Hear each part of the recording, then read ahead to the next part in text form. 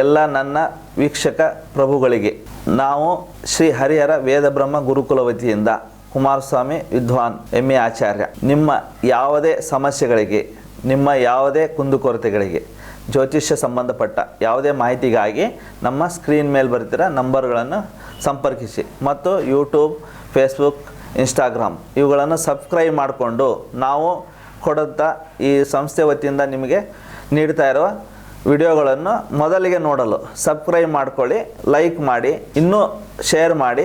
ಇನ್ನೂ ಹೆಚ್ಚಿನ ಮಾಹಿತಿಗಾಗಿ ತುಂಬ ನಿಮಗೆ ಅನುಕೂಲ ಆಗುತ್ತದೆ. ಗುರುಗಳಲ್ಲಿ ವಿನಂತಿ, 2026ರ ಈ ವರ್ಷದ ಭವಿಷ್ಯ ಧನುಸ್ಸು ರಾಶಿಯವರಿಗೆ ಹೇಗಿದೆ, ಅವರಿಗೆ ಅನುಕೂಲಗಳು ಮತ್ತು ಪರಿಹಾರಗಳನ್ನು ತಿಳಿಸ್ಕೊಡ್ಬೇಕಂತ ಕೇಳಿಕೊಳ್ತಿದ್ದೇನೆ ಗುರುಗಳೇ. ಓಂ ಶ್ರೀ ಗುರು ಬ್ರಹ್ಮ ಗುರು ವಿಷ್ಣು ತಸ್ಮೈ ಶ್ರೀ ಗುರುವೇ ನಮಃ. ಗುರು ಸಾಕ್ಷಾತ್ ಪರ ಬ್ರಹ್ಮ ತಸ್ಮೈ ಶ್ರೀ ಗುರುವೇ ನಮಃ. ಎಲ್ಲ ವೀಕ್ಷಕ ಪ್ರಭುಗಳಿಗೆ ಧನುಸ್ಸು ರಾಶಿ 2026 ಭವಿಷ್ಯ ವಾಣಿ ನೋಡಿ. 2026ರಲ್ಲಿ ಧನುಸ್ಸು ರಾಶಿಗೆ ಏನು ಅಂತ, ಹರ ಮುನಿದರು ಗುರು ಕಾಯುವ. ಇಲ್ಲಿ ಈ ಧನುಸ್ಸು ರಾಶಿ ಅಂದರೆ ಗುರು ಅಧಿಪತಿ, ಭಾಗ್ಯಸ್ಥಾನ, ಎಲ್ಲರಿಗೂ ಭಾಗ್ಯಸ್ಥಾನ ಆಗಿರುತ್ತೆ. ಗೋಚಾರದಲ್ಲಿ 9ನೇ ಮನೆ ಅಂದರೆ ಯಾವುದು? ಧನುಸ್ಸು ರಾಶಿ. ಧನುಸ್ಸು ರಾಶಿ ಧನುರ್ಮಾಸನೇ ನಡೀತಾ ಇದೆ ಈಗ. ಧನುರ್ಮಾಸದಲ್ಲೇ ಆತ್ಮಕಾರಕ ರವಿ ಇರೋದು ತುಂಬ ಅದೃಷ್ಟಕರ ಅಂತ ಹೇಳಬಹುದು. ಇಲ್ಲಿ ಗುರು ಎಲ್ಲಿದ್ದಾನಪ್ಪ ಅಂದರೆ, ಗುರು 7ನೇ ಮನೆಯಲ್ಲಿದ್ದಾನೆ, ಮತ್ತು ಅವನ ಮನೆ ಅವನೇ ನೋಡ್ತಾ ಇದ್ದಾನೆ. ಆದರೆ ಗುರು ವಕ್ರ ಗುರು ಆಗಿದ್ದಾನೆ, ಅದು ಸ್ವಲ್ಪ ದಿವಸ ಇರುತ್ತೆ, ಮತ್ತು ನೇರ ಸ್ಥಿತಿ ಬಂದು ಗುರು ದೃಷ್ಟಿ ಇರೋದು. ಇಲ್ಲಿ ಭಾಗ್ಯಾಧಿಪತಿ 9ರ ಅಧಿಪತಿ ಲಗ್ನದಲ್ಲಿರೋದು. ನಿಮಗೆ ಆಸೆ ಆಕಾಂಕ್ಷೆಗಳು ಎಷ್ಟೇ ದಿನದಿಂದ ಆಗಿಲ್ಲ, ಈ ಕೆಲಸ ಇಲ್ಲ ಗುರುಗಳೇ, ನನಗೇನೋ ಒಂದು ಇಷ್ಟಾರ್ಥ ಇತ್ತು, ನನಗೇನೋ ಒಂದು ಸಾಧನೆ ಮಾಡಬೇಕಾಯಿತು, ನಾನೇನೋ ಒಂದು ಅಚೀವ್ಮೆಂಟ್ ಮಾಡಬೇಕಾಯಿತು, ನಾನು ಸರ್ಕಾರದಲ್ಲಿ ಏನಾದ್ರು ನೌಕರಿ ತೊಗೋಬೇಕಾಯಿತು, ಅನುಕೂಲ ಬೇಕಾಗಿತ್ತು ಅಂದರೆ ಈ ವರ್ಷ ಮೇವರೆಗೂ ನಿಮಗೆ ಅದೃಷ್ಟ ಯೋಗ ಅಂತಲೂ ಅನ್ಬೋದು. ಯಾಕಂದರೆ ಈ ಅಗ್ನಿ ತತ್ವದವ್ರಿಗೆ ಲಾಭ ಬಂದಿದೆ ಈ ವರ್ಷ. 9ರ ಅಧಿಪತಿ ರವಿ ಈ ಸಮಯಕ್ಕೆ ಲಗ್ನದಲ್ಲಿರೋದು, ಮತ್ತು ಗುರು ರಾಶಿಯನ್ನು ನೋಡ್ತಾ ಇರೋದು. ಗುರು ನೋಡೋದು 1,00,000 ಪುಣ್ಯ. ಜನ್ಮಗುರು ನರೋದುಃಖ ಅಂದ್ವಿ, ಆದರೆ ಗುರು ನೋಡೋದು 1,00,000 ಪುಣ್ಯ. ಆದರೂ ಇಲ್ಲಿ ಷಷ್ಠಾಧಿಪತಿ ಶುಕ್ರ ಲಗ್ನದಲ್ಲಿರೋದು ನಿಮಗೆ ಸ್ವಲ್ಪ ಸಣ್ಣ ಪುಟ್ಟ ಒಂದು ಹೆಣ್ಮಕ್ಳ ಕಡೆಯಿಂದ, ನಿಮ್ಮ ತಾಯಿ ಸಮಾನರಿರ್ಬೋದು, ಈ ರೀತಿ ಹಿರಿಯರ ಹೆಣ್ಮಕ್ಳಿಂದ ಸಣ್ಣ ಪುಟ್ಟ ವಿರೋಧಗಳು, ಅಪಮಾನಗಳು ಬರೋದಿದೆ. ಅಂಥವ್ರಿಗೆ ನಾವು ವಾದ ವಿವಾದ ಮಾಡಬಾರ್ದು. ಆಯಿತು ಸರಿ ಅಮ್ಮ, ನೀವೇ ದೊಡ್ಡವರು, ನೀವೇ ಒಳ್ಳೆಯದು ಅಂತ ಹೇಳಿ ಕಳಿಸಿದರೆ ನಿಮಗೆ ಮತ್ತೆ ಅನುಕೂಲ ಆಗುತ್ತೆ. ಮತ್ತು ತಂದೆ ಕಡೆಯಿಂದ ಅದೃಷ್ಟ ಬರೋಂಥದ್ದು. ಈ ರೀತಿ ಗುರುವಿಂದ ಅನುಕೂಲತೆಗಳಿದೆ. ಮತ್ತು ಶನಿದೇವರು, ಕರ್ಮಾಧಿಪತಿ ಶನಿದೇವ್ರ ಬಗ್ಗೆ ನಾವು ತಿಳಿಬೇಕು. ಇಲ್ಲಿಗೆ ಅರ್ಧಾಷ್ಟಮ ಶನಿ ಅಂತ, ಈ ಧನುರ್ ರಾಶಿಯಿಂದ ಮೀನ ರಾಶಿಯಲ್ಲಿ ಶನಿದೇವರು ಪ್ರವೇಶ ಇದೆ. ಶನಿದೇವರು ಇಲ್ಲಿ ವ್ಯಯಸ್ಥಾನ ಮೋಕ್ಷ ಸ್ಥಾನದಲ್ಲಿದ್ದಾನೆ. ಅರ್ಧಾಷ್ಟಮ ಶನಿಯಾಗಿ ನಿಮಗೆ ಸ್ವಲ್ಪ ತೊಂದರೆಗಳು ಇದೆ. ಆದ್ದರಿಂದ ತಾಯಿ ಆರೋಗ್ಯದಲ್ಲಿ ಚೆನ್ನಾಗಿ ನೋಡ್ಕೋಬೇಕು. 9ನೇ ಮನೆ ರವಿ ಲಗ್ನದಲ್ಲಿರೋದ್ರಿಂದ ಪೂಜ್ಯ ಭಾವನೆ, ಗುರು ಹಿರಿಯರಲ್ಲಿ ಪೂಜ್ಯ ಭಾವನೆ ಇದ್ದರೆ ನಿಮಗೆ ಒಳ್ಳೆಯದನ್ನು ಕೊಡ್ತಾ ಹೋಗುತ್ತೆ. ಅದೇ ರೀತಿ ಕುಜಗ್ರಹ ಪಂಚಮಾಧಿಪತಿ ಕುಜ ಲಗ್ನದಲ್ಲಿರೋದು ನಿಮಗೆ ಒಂದು ದೈವ ಅನುಭೂತಿ, ಅದೃಷ್ಟ, ಏನೋ ಒಂದು ಅಮೇಜಿಂಗ್, ನಿಮ್ಮ ಜೀವನದಲ್ಲಿ ಏನೋ ಒಂದು ಹೊಸತನ ಬಂದು ನಿಮ್ಮ ಅದೃಷ್ಟ ಬಾಗಿಲು ಓಪನ್ ಆಗೋಂಥದ್ದು, ಮತ್ತು ದೈವಶಕ್ತಿ ಅನುಕೂಲತೆ ಬರೋಂಥ ಎಲ್ಲ ಒಂದು ಗ್ರಹಸ್ಥಿತಿ ಪ್ರಭಾವದಲ್ಲಿ ಇದ್ದೀರಿ. ಈಗ ನಿಮಗೆ ಒಂದು ದಿವ್ಯ ದರ್ಶನ, ದೈವ ಅನುಭೂತಿ, ದೈವಶಕ್ತಿ, ಗುರುಗಳ ಒಂದು ಆಶೀರ್ವಾದ, ಈ ರೀತಿ ನಿಮಗೊಂದು ಅನುಕೂಲತೆ ಬರೋಂಥದ್ದಿದೆ. ಆದ್ದರಿಂದ ಇದನ್ನೇನು ಮಾಡಬೇಕಂದ್ರೆ ಒಂದು ದೇವರ ಆರಾಧನೆ, ನಿಮ್ಮ ಮನೆ ದೇವತೆ ಮತ್ತು ಶಕ್ತಿ ದೇವತೆ ಆರಾಧನೆ ಮಾಡೋದ್ರಿಂದ ಇದನ್ನು ಎಲ್ಲ ಲಾಭಗಳನ್ನು ಪಡಿತೀರಿ ಅಂತ ಹೇಳ್ಬೋದು. ಮತ್ತು ಸಪ್ತಮಾಧಿಪತಿ ಬುಧ ಲಗ್ನದಲ್ಲಿರೋದು, ಮತ್ತು ಲಗ್ನಾಧಿಪತಿ ಸಪ್ತಮದಲ್ಲಿರೋದು. ಇದೇನಾಗುತ್ತೆ, ಪರಿವರ್ತನೆ ಯೋಗದಲ್ಲಿದೆ. ನಿಮಗೆ ಹೆಂಡತಿ, ಬರೋ ಫ್ರೆಂಡ್ಸ್, ಪಾರ್ಟ್ನರ್ಸ್ ಇವ್ರ ಕಡೆಯಿಂದನೂ ತುಂಬ ಅದೃಷ್ಟ ಯೋಗ. ಯಾರೋ ನಿಮಗೆ ಗೊತ್ತಿಲ್ದಾನೆ ಫ್ರೆಂಡ್ಸ್, ಹಳೆಯ ಫ್ರೆಂಡ್ಸ್ ಇರ್ತಾರೆ, ದೂರ ಇರ್ತಾರೆ, ಅವರು ಬಂದು ನಿಮ್ಮ ಹತ್ರ ಸೇರೋಂಥದ್ದು. ಅವ್ರು ನಿಮಗೆ ಇಲ್ಲಪ್ಪ ಇಷ್ಟು ದಿವಸ ತಪ್ಪಾಯಿತು, ಏನೋ ತೊಂದರೆ ಆಯಿತು, ಬಿಟ್ಬಿಡು, ನೀನು ಚೆನ್ನಾಗಿರೋಣ ಅಂತ. ಇನ್ನು ಮುಂದೆ ಅಂಥದ್ದು ನಿಮಗೆ ಫ್ರೆಂಡ್ಸ್ಗಳಿಂದ, ಹಳೆ ಫ್ರೆಂಡ್ಸ್ ಬಿಟ್ಟು ಹೋಗಿದ್ರು ಬಂದು ನಿಮ್ಗೆ ಅನುಕೂಲ ಕೊಡೋಂಥದ್ದಿದೆ. ಇದೆಲ್ಲ ಮೇವರೆಗೂ ನಿಮಗೆ ಅನುಕೂಲ ಇದೆ. ಆ ರೀತಿ ನೀವು ಫ್ರೆಂಡ್ಸ್, ಪಾರ್ಟ್ನರ್, ಲೈಫ್ ಪಾರ್ಟ್ನರ್, ನಿಮ್ಮ ಹೆಂಡತಿ, ನಿಮ್ಮ ಫ್ರೆಂಡ್ಸ್ ಇವ್ರ ಕಡೆಯಿಂದನೂ ಅನುಕೂಲಗಳು ಬರೋಂಥದ್ದು ಎಲ್ಲ ಅದೃಷ್ಟ ಇದೆ. ಆದರೆ ಲಾಭಾಧಿಪತಿ ಶುಕ್ರ, ತಾಯಿ ಸೇವೆ, ಹಿರಿಯರ ಸೇವೆ ಮಾಡಿದ್ದೆ ಆದರೆ ಅವ್ರ ಕಡೆಯಿಂದ ಬರೋಂಥ ಆಸ್ತಿ ದುಡ್ಡು ನಿಮಗೆ ಬರುತ್ತದೆ. ಮತ್ತು ಬುಧ ರವಿ ರವಿನ ಭಾಗ್ಯಾಧಿಪತಿ ಲಗ್ನದಲ್ಲಿರೋದು ನಿಮಗೆ ಅದೃಷ್ಟ ಯೋಗ ತಂದೆ ಕಡೆಯಿಂದ ಬರುತ್ತೆ ಅಂತ ಹೇಳಿದ್ವಿ. ಮತ್ತು ತೃತೀಯದಲ್ಲಿ ರಾಹು ನೋಡಿ ಪರಾಕ್ರಮ ಸ್ಥಾನ, ಮನಸ್ಸಿನ ಸ್ಥಾನ ಅಂತ ಹೇಳ್ತೀವಿ. ನಿಮಗೆ ಈ ಟೆಲಿವಿಷನ್ನು, ಇಂಟರ್ನೆಟ್ಟು ಇಂಥರ ಕಡೆಯಿಂದ ನಿಮಗೆ ಆಕಸ್ಮಿಕವಾಗಿ ಬೈ ಲಕ್ ಅಂತ ಹೇಳ್ತೇವೆ ನೋಡಿ, ಏನೋ ಒಂದು ಲಾಟ್ರಿ ಹೊಡಿತಪ್ಪ ಅಂತ, ಆ ರೀತಿ ನಿಮಗೊಂದು ಅದೃಷ್ಟ ಯೋಗ ರಾಹುವಿಂದ ಬರೋಂಥ ಯೋಗ ಅದೃಷ್ಟ ಇದೆ. ಆದರೆ ಕೇತು 9ನೇ ಮನೆಯಲ್ಲಿ ನಿಮಗೆ ಇರೋದು, ನೀವು ಸ್ವಲ್ಪ ಕೇತು ಗ್ರಹ ಆರಾಧನೆ ಅಂದರೆ ಗಣೇಶನ ಆರಾಧನೆ ಮಾಡೋದ್ರಿಂದ ನಿಮ್ಗೆ ಒಳ್ಳೆಯದಾಗುತ್ತೆ. ಇಲ್ಲಾಂದರೆ ಸ್ವಲ್ಪ ತಂದೆಗೆ ಆರೋಗ್ಯ ತೊಂದರೆಗಳು ಬರೋಂಥದ್ದು, ಉದ್ಯೋಗದಲ್ಲಿ ಹಿನ್ನಡೆ ಆಗೋಂಥದ್ದು ಬರುತ್ತೆ. ಇವೆಲ್ಲ ನೀವು ಪರಿಹಾರ ತಗೊಂಡು, ಮತ್ತು ಚಂದ್ರ ಅಷ್ಟಮಾಧಿಪತಿ 6ರಲ್ಲಿದ್ದಾನೆ, ಒಂದು ದುಸ್ಥಾನಾಧಿಪತಿ, ದುಸ್ಥಾನಕ್ಕೆ ಹೋದರೆ ಲಾಭ ಬಂದ್ಬಿಡುತ್ತೆ. ಇಲ್ಲೇ ತಾಯಿ ಆರೋಗ್ಯಕ್ಕೆ ನೋಡ್ಕೊಳ್ಳಿ ಅಂತ ಹೇಳುತ್ತೆ. ಮತ್ತು ಈ ಜಲಪಾತ, ಪ್ರಪಾತಗಳು, ಈ ಹಂಪ್ಸ್ ಕಟ್ಟಿದ ನೀರಲ್ಲಿ ನೀವು ಓಡಾಡುವಾಗ ಸ್ವಲ್ಪ ಜಾಗೃತಿಯಾಗಿ ಓಡಾಡಬೇಕು. ಅದರಿಂದ ನೀವು ಜಾರಿ ಬಿದ್ದು ತಲೆಗೆ ಏಟಾಗೋಂಥದ್ದು, ನಿಮ್ಮ ಬೆನ್ನು ಮೂಳೆಗೆ ಏಟಾಗೋಂಥದ್ದು ಈ ವರ್ಷದಲ್ಲಿ ಸ್ವಲ್ಪ ಅನಾಹುತಗಳು ಬರುತ್ತೆ. ಈ ಸಂಕ್ರಾಂತಿಯಲ್ಲಿ ನಾವು ಹೆಚ್ಚು ಆಚೆ ಹೋಗುವಂಥದ್ದು, ಹೊಳೆ ತೀರ ನದಿಗಳಲ್ಲಿ ಹೋಗ್ತಾ ಇರ್ತೀರಿ. ಆ ಸಮಯದಲ್ಲಿ ಇವ್ರಿಗೆ ಸ್ವಲ್ಪ ಡೇಂಜರ್ ಝೋನ್ ಇದೆ ಅಂತ ತಿಳ್ಕೊಬೇಕು ನಾವು. ಯಾಕಂದರೆ ರವಿ ಪಥ ಪ್ರತಿ ತಿಂಗಳ ಬದಲಾಗುತ್ತೆ ಮಾಸ. ಆ ಸಮಯದಲ್ಲಿ ನಿಮಗೊಂದಿದು ಸಣ್ಣ ಗಂಡಾಂತರ ಬರೋಂಥ ದೋಷ ಇದೆ. ಅದಕ್ಕೆ ನೀವು ಶಿವನ ಆರಾಧನೆ, ಮಹಾಮೃತ್ಯುಂಜಯ ಮಂತ್ರವನ್ನು ಓಂ ಜೂಮ್ ಸಹ ಅಂತ ಮಂತ್ರ ಹೇಳ್ಕೊಂಡು ನೀವು ಆ ದಿನ ಸ್ವಲ್ಪ ಜಾಗ್ರತೆ ವಹಿಸ್ಬೇಕಷ್ಟೇ. ಅಲ್ಲಿ ಸಮಸ್ಯೆ ಇದೆ ಅಂದರೆ ಹೋಗಬಾರ್ದು ಅಂತ ಅದನ್ನು ಮಾಡ್ಕೊಂಡಿದ್ದೆ ಆದರೆ ನಿಮ್ಗೆ ಒಳ್ಳೇದು ಬರುತ್ತೆ. ಮತ್ತು ಪೂರ್ವ ಪುಣ್ಯ ಸ್ಥಾನ ಚೆನ್ನಾಗಿದೆ. 6 ಅಧಿಪತಿ ಹೇಳಿದ್ವಿ, 7, 8, 9, 10 ಉದ್ಯೋಗ ಅಧಿಪತಿ ಲಗ್ನದಲ್ಲೇ ಇರೋದು. ಒಂದು ಹೊಸ ಐಡಿಯಾ ನೀವು ಈ ಜಗತ್ತಿಗೆ, ಪ್ರಪಂಚಕ್ಕೆ ಕೊಡೋಂಥದ್ದು, ನೀವು ಏನಾದರೂ ಟೆಲಿಕಾಸ್ಟ್ ಮಾಡೋಂಥದ್ದು, ಏನಾದರೂ ಕಂಡು ಹಿಡಿಯೋಂಥದ್ದು, ಇಂಥದ್ರಲ್ಲಿ ನಿಮ್ಮ ಹೆಸರು ಕೀರ್ತಿಯನ್ನು ಪಡಿತೀರಿ, ಅದೃಷ್ಟನೂ ಪಡಿತೀರಿ. ಆದ್ದರಿಂದ ನೀವೇನಾದರೂ ಪ್ರೆಸೆಂಟ್ ಮಾಡೋದಿದೆ, ಗುರುಗಳೇ ನಾವು ಹಿಂಗೇನಾದರೂ ಕಂಡು ಹಿಡಿದಿದ್ದೀವಿ, ನಾವು ಈ ವರ್ಷದಲ್ಲಿ ಮಾಡಿದರೆ ಎಕ್ಸಿಕ್ಯೂಟ್ ಮಾಡಿದರೆ ಹೆಂಗೆ ಅಂತ ಇದ್ದರೆ ಬೇಗ ಮಾಡ್ಕೊಳ್ಳಿ, ಮೇ ಒಳಗೆ ಮಾಡ್ಕೊಳ್ಳಿ, ನಿಮಗೆ ಸಕ್ಸಸ್ ಸಿಗುತ್ತೆ. ಉದ್ಯೋಗದಲ್ಲಿ ತುಂಬ ಸಕ್ಸಸ್ ಇದೆ ಅಂತ ಹೇಳ್ಬೋದು. 10ರ ಅಧಿಪತಿ ಲಗ್ನದಲ್ಲಿ ರಾಹು ಚೆನ್ನಾಗಿರೋದು, 3ರಲ್ಲಿ ನಿಮಗೆ ಅದೃಷ್ಟ. ಈ ಅರ್ಧಷ್ಟಮ ಶನಿ ಅಂದರೆ 4ನೇ ಸ್ಥಾನದಲ್ಲಿ ಶನಿದೇವರು ಇರೋದು, ಇವರಿಗೆ ಅರ್ಧಷ್ಟಮ ಶನಿ ದೋಷ ಅಂತ ಹೇಳ್ತೀವಿ. ಆ ಶನಿ ದೋಷಕ್ಕೆ ಏನು ನಿವಾರಣೆ ಅಂತ ನೋಡ್ಕೋಬೇಕು ನಾವು. ಅದು 4ನೇ ಸ್ಥಾನ ಅಂದರೆ ಕುಟುಂಬ ಸ್ಥಾನ ಅಂತ ಹೇಳ್ತೀವಿ. ಕುಟುಂಬ ಸ್ಥಾನದಲ್ಲಿರೋದು ಕೌಟುಂಬಿಕ ಸಣ್ಣ ಪುಟ್ಟ ಕಲಹಗಳು ಬರ್ತಾ ಇರುತ್ತೆ, ಅದರಿಂದ ದೂರ ಇರೋಂಥದ್ದು. ಮತ್ತು ಶನಿದೇವರು ಅಂದರೆ ಆಂಜನೇಯನ ಆರಾಧನೆ ಮಾಡೋಂಥದ್ದು, ಶನಿ ಮಹಾತ್ಮರಿಗೆ ಆರಾಧನೆ. ಶನಿ ಮಹಾತ್ಮರು ಗುರು ಮನೆಯಲ್ಲಿರೋದ್ರಿಂದ ಏನು ಕೇಳ್ತಾರೆ ಅಂದರೆ ನಮ್ಮ ಧರ್ಮ ಆಚರಣೆ ಸಂಪ್ರದಾಯಗಳನ್ನು ಕೇಳ್ತಾ ಇದ್ದಾರೆ. ಅದನ್ನು ನಾವು ಮಾಡಿ, ನಾವು ಯಾವ ರೀತಿ ಧರ್ಮದಿಂದ ಇರ್ತೀವಿ, ಯಾವ ರೀತಿ ಕರ್ತವ್ಯ ನಿಭಾಯಿಸ್ತಾ ಇದ್ದೀವಿ, ಪ್ರಾಮಾಣಿಕ, ದಕ್ಷತೆ, ಅದನ್ನೆಲ್ಲ ತಿಳ್ಕೊಬೇಕಾಗುತ್ತೆ. ಅದನ್ನು ತಿಳ್ಕೊಂಡು ಮಾಡಿದರೆ, ಶನಿದೇವರಿಗೆ ಪೂಜೆ ಮಾಡೋದು ಮುಖ್ಯ ಅಲ್ಲ, ಕರ್ತವ್ಯಗಳನ್ನು ನಿಭಾಯಿಸೋದೇ ನೋಡ್ತಾ ಇರೋದು ಶನಿದೇವರು. ನಾವು ಮಾಡೋ ಕರ್ತವ್ಯ ಕಾಯಕ, ಅದನ್ನು ನಾವು ಪ್ರಾಮಾಣಿಕ ನಿಷ್ಠೆಯಿಂದ ಮಾಡಿದ್ದೇ ಆದರೆ ಶನಿದೇವ್ರಿಗೆ ಭಯ ಪಡೋದೇ ಬೇಕಾಗಿಲ್ಲ. ಅವ್ರು ನನ್ನ ಪೂಜೆ ಬಂದ್ ಮಾಡಬೇಡ ಅಂತಾರೆ. ಇವರು ಬಸವಣ್ಣವರೇ ಅವರಾಗಿರ್ತಾರೆ. ಕಾಯಕವೇ ಕೈಲಾಸ, ಕಾಯಕನೇ ದೇವರು ಅನ್ನೋ ರೀತಿಯಲ್ಲಿ ನಮ್ಮ ಮನೋಭಾವನೆ ಇತ್ತು ಅಂದರೆ ನಾವು ಶನಿದೇವ್ರಿಗೆ ಹೆದರೋದೇ ಬೇಡ.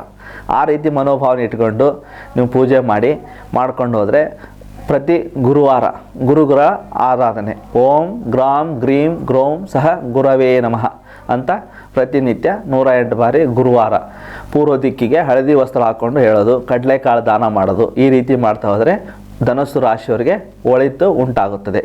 ಈ ರೀತಿ ಹೇಳಿ ಈ ದಿನದ ಧನುಸ್ಸು ರಾಶಿಯ ಭವಿಷ್ಯನ ಮುಕ್ತಾಯ ಮಾಡೋಣ.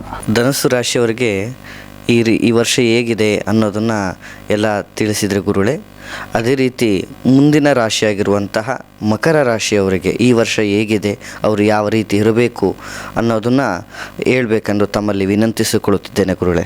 ಕರ್ಮಾಧಿಪತಿ ಶನೀಶ್ವರ ಅಂತ ಹೇಳ್ತೀವಿ. ಕರ್ಮ ಅಂದರೆ ಗೋಚಾರದಲ್ಲಿ ಮೇಷರಾಶಿಯಿಂದ 10ನೇ ಮನೆ ಶನಿದೇವರಾಗಿರ್ತಾರೆ. ಮೊದಲಿಗೆ 10ನೇ ಮನೆ ಅಂದರೆ ನಮ್ಮ ಕಾಯಕ ಕರ್ಮ. ಕರ್ಮ ಅಂದರೆ ಕಾಯಕ ಕೆಲಸ, ನಾವು ಮಾಡೋ ಕೆಲಸ. Take action.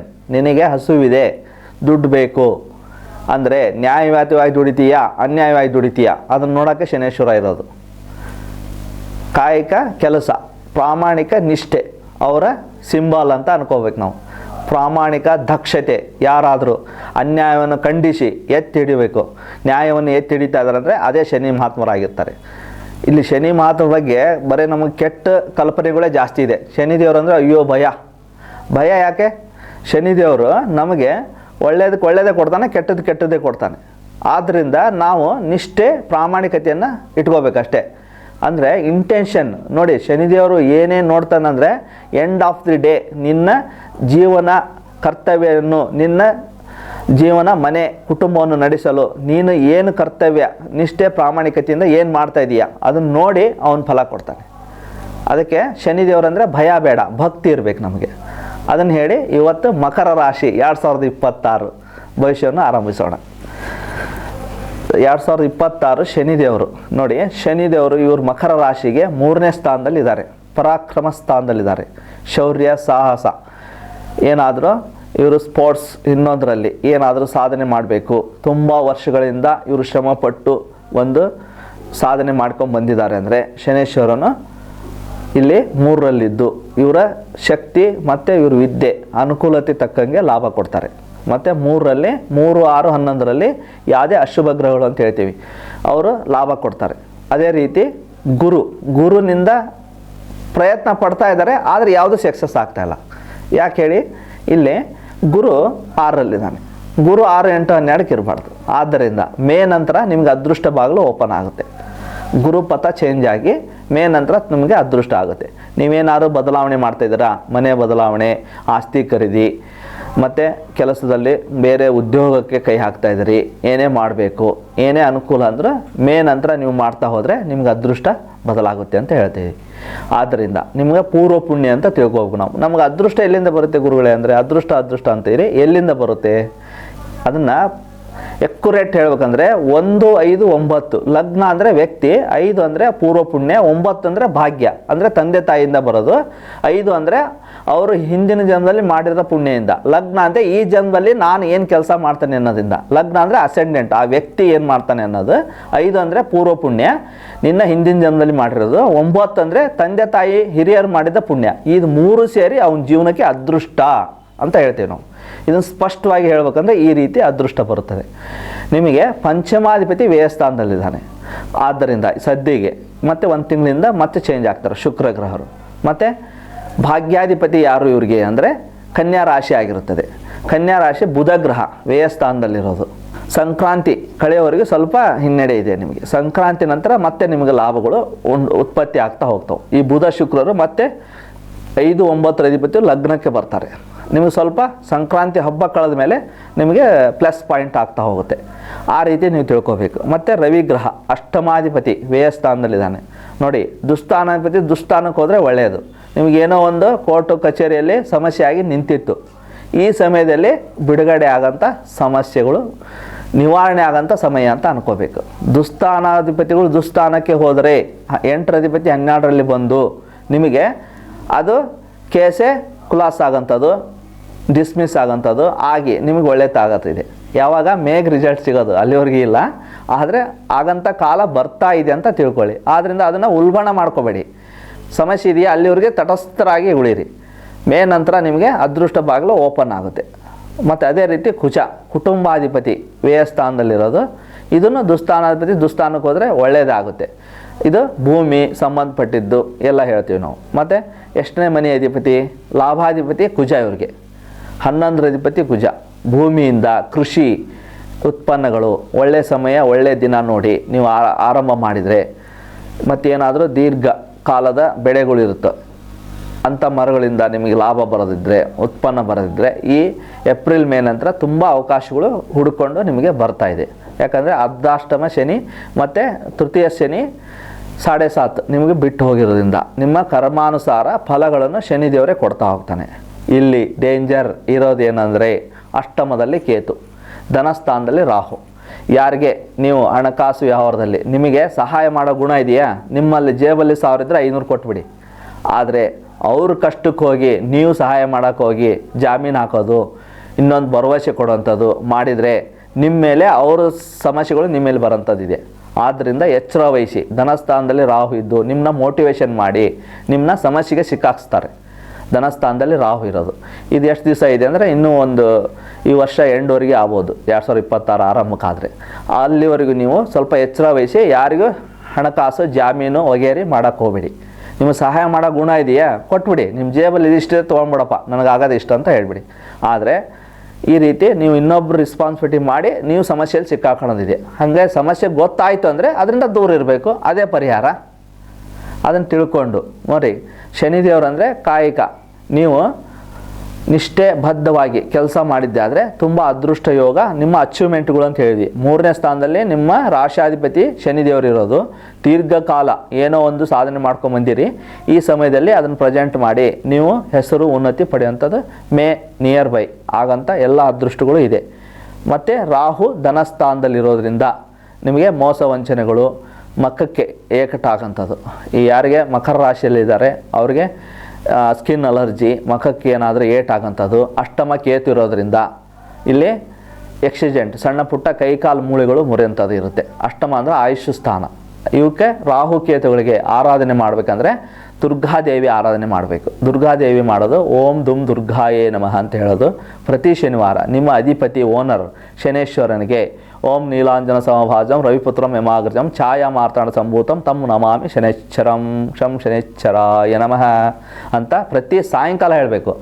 ಶನಿದೇವರು ಅಂದರೆ ಪ್ರೀತಿ, ಸಂಜೆ ಅವರು ಕೋಲ್ಡ್ ಪ್ಲ್ಯಾನೆಟ್ ಅಂತ ಹೇಳ್ತೀವಿ ನಾವು. ಸಂಜೆ 6 ನಂತರ ಅವ್ರ ಪ್ರಭಾವ, ಬೆಳಗ್ಗೆ ಸೂರ್ಯನ ಪ್ರಭಾವ, ಸಾಯಂಕಾಲ ಶನಿದೇವ್ರ ಪ್ರಭಾವ. ನೀವು ಸಾಯಂಕಾಲ ಹೆಚ್ಚು ಹೇಳ್ತಾ ಹೋದರೆ ನೀವು ಪ್ಲಸ್ ಆಗ್ತಾ ಹೋಗುತ್ತೆ. ಈ ರೀತಿ ಈ ಮಕರ ರಾಶಿಯರು ಇದನ್ನು ಬದಲಾವಣೆ ತಂದುಕೊಂಡು ನಿಮ್ಮ ಉಜ್ವಲ ಜೀವನವನ್ನು ಮಾಡ್ಕೋಬೋದು ಅಂತ 2026 ಭವಿಷ್ಯವನ್ನು ಈಗ ಮಕರ ರಾಶಿ ಮುಕ್ತಾಯ ಮಾಡ್ತಾಯಿದ್ದೀವಿ. ಧನ್ಯವಾದ.